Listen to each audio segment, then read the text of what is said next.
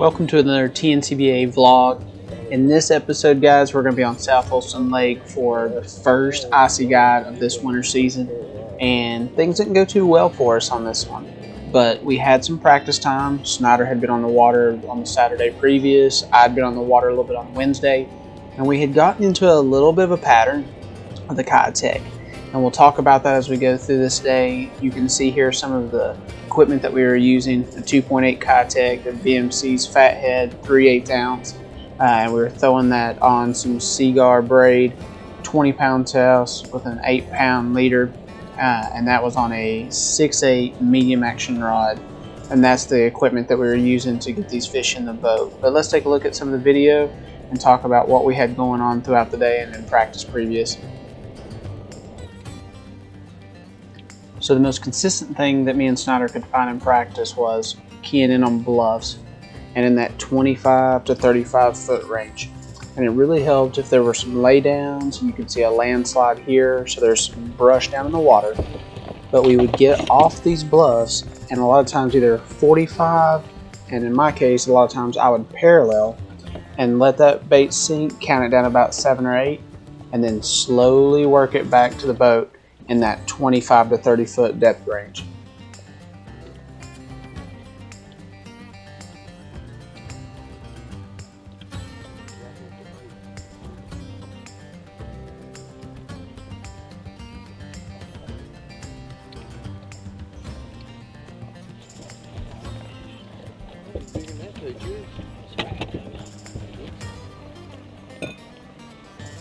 Now, one thing to make note of right here, guys, as you see me taking some time with these fish, always when you're fishing that deep, have some of those fin clips in your boat. Have enough to put 2 on each fish, so you need to have at least a minimum of 10.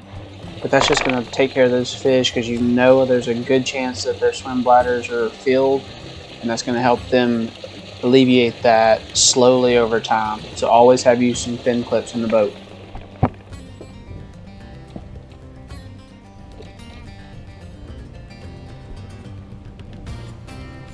One thing that we noted that was very different on this day from practice is as we went into some of these areas, looking on the Panoptics, there was very little life compared to what we had seen in the previous days. Our areas on the previous days had been full of bait, there was lots of fish moving around, but there was very little action and life. So here, these first few catches come prior to 9 o'clock, so our bite is very early, and then it starts to die off for us, especially our size.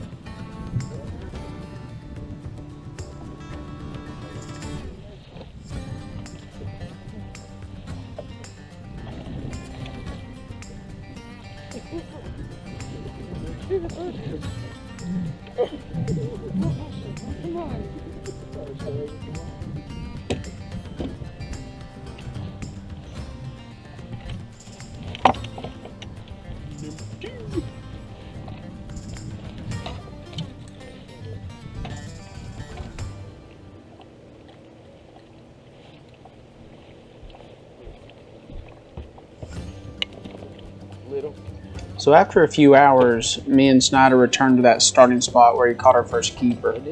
And we caught 2 fish really quick, but they were short. And with the way the day was going, it's getting overcast, there was some wind picking up, and we had had a warmer night than what the previous days had been, and our day was going to be a lot warmer. So we were thinking maybe these fish had started to move up shallower on the bank, so we made a run up into Virginia to go crank and try to look for some shallower fish, maybe some largemouth. And it turned out that was not the right call for us. We did catch some short fish, but then we came back down and got back on our bluffs to get bit again.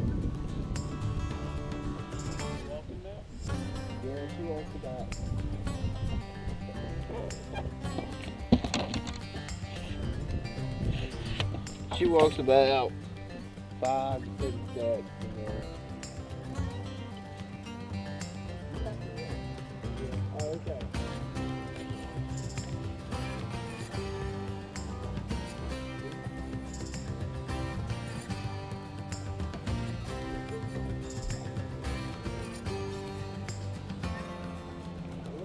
That's okay. I love that. That's just the coolest daggone thing.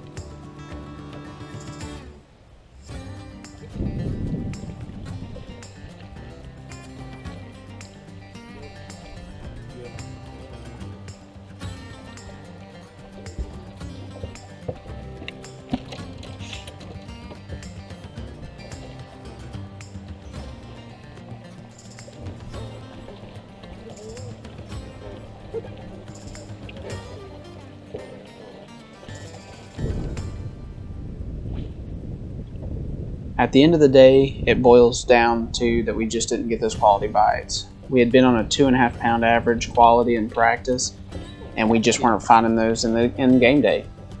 And we caught a few that were 2.5 pounds. We had just a little over 7 pounds at the end of the day, but ultimately we didn't make the right adjustments on tournament day, and we needed to relocate these fish and see where they had moved to, but we didn't do a good job of that. Why, dude?